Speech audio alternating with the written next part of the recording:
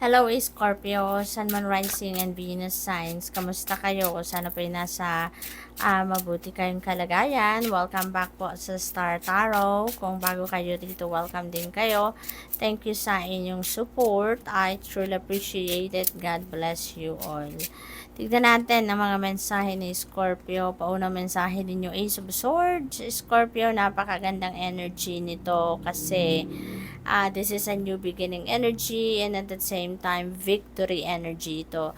So most likely ang iba sa inyo dito, meron kayong pinanggagalingan na difficult situation and because of inspiration, because of guidance sa inyo ng Panginoon, pati na rin siguro ng mga taong nakakausap ninyo na concerned about you. Maaaring may mga advice din silang binibigay sa'yo.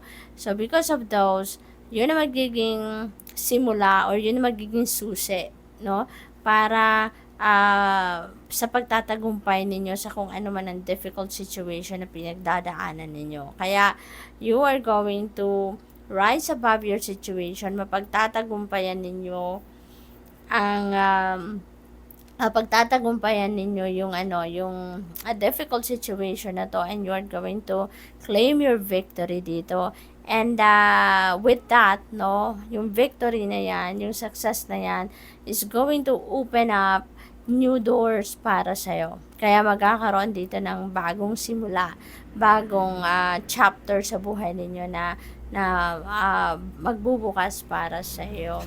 So, what else? We have King of Wands. Ayan. So, dito sa King of Wands, this is really beautiful kasi maaaring ang karamihan sa inyo dito, lalo-lalo na kung nagtatrabaho kayo, nag-i-employo kayo, maaaring paangat na yung ang inyong posisyon sa trabaho.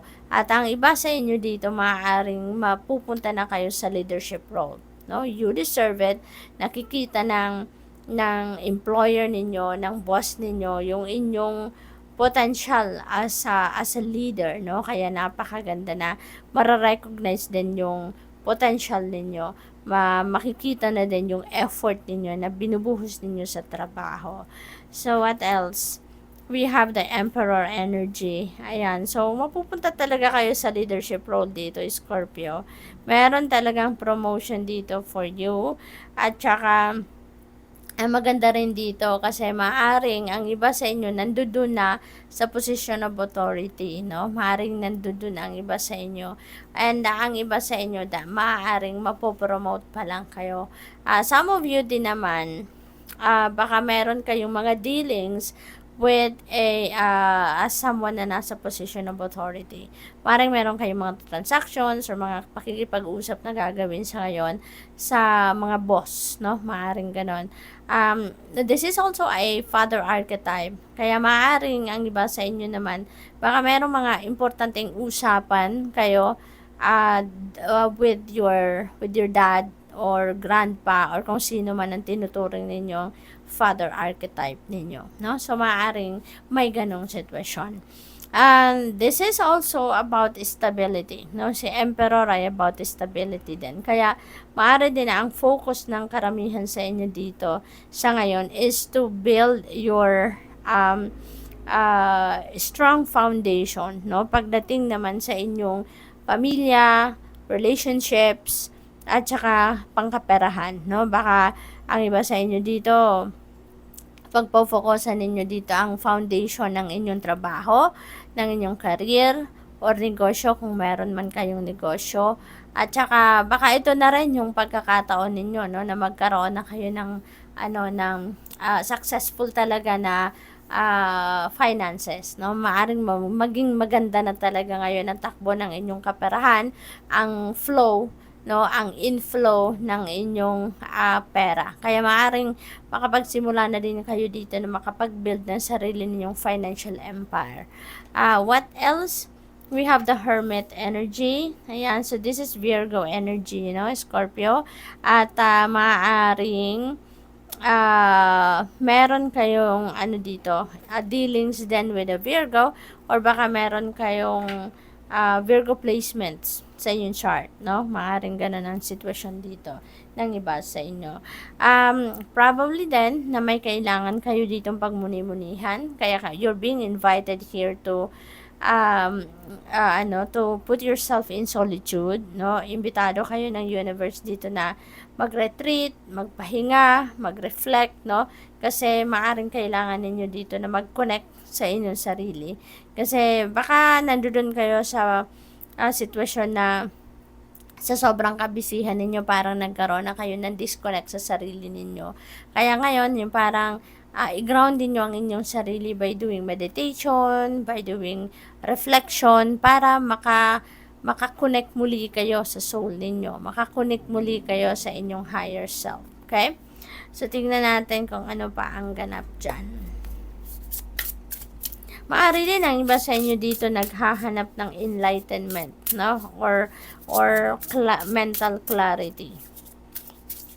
So, tingnan natin kung ano pa. Joy, you're going to be feeling joyful.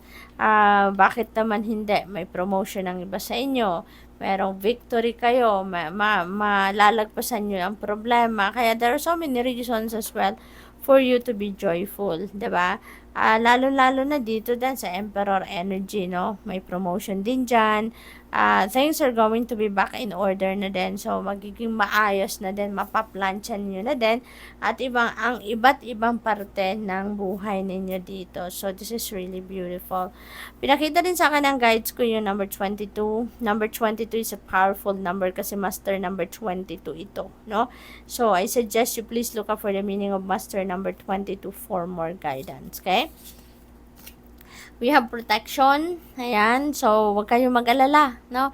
You are divinely protected. This is a guarantee sa inyo na wala kayong dapat na ipag-alala, wala kayong dapat na ikatakot kasi divinely protected kayo. Someone sa spirit realm is always watching you, parang ganun. No? Laging may nakabantay sa iyo, parang laging merong nakagwardya sa inyo. No? Baka nag-shifting din sila para sa pagbabantay sa inyo. Yun, napipick up on. There's always someone, no, na being sent to watch over you. So, you are so blessed.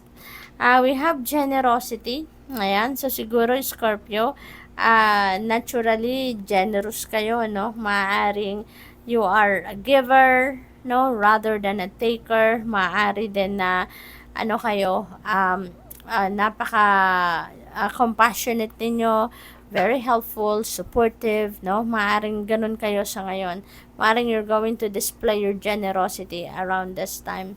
At saka pinakita din ng guides ko ngayon, this is another synchronicity. We have ascending numbers, no? We have number 22, number 21, 22, and 23. Ayan. So, ay 3 numbers na yan, magkakasunod, no? Ascending numbers. Ibig sabihin yan, Scorpio, na there is progress of events dito sa buhay ninyo. Meron ng pag-usad, no? So, parang you're up for growth na ngayon, you're up for expansion, yung ganon. Kaya, ang swerte din ninyo sa ngayon, no? Tignan natin kung ano pa ang ganap dito for Scorpio. We have dwelling in truth. I stand in the light of truth. Ayan, lagi lang kayo nandyan sa katotohanan. Kung ano ang totoo, yan ang pinaninindigan ninyo, yan ang pinapanigan ninyo, so which is really good.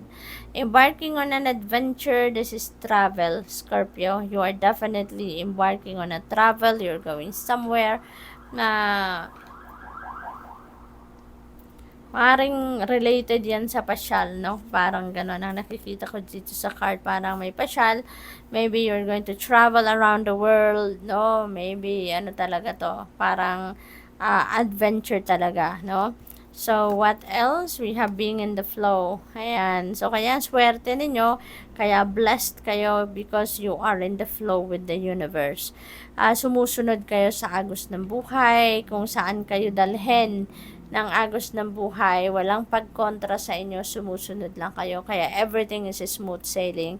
You are just embracing what is unfolding sa buhay ninyo. So, napakaganda. Kasi, kaya kayo bibiyayaan din talaga ng universe. Kasi, sumusunod kayo sa Kanya. Sumusunod kayo sa divine plan. So, good luck.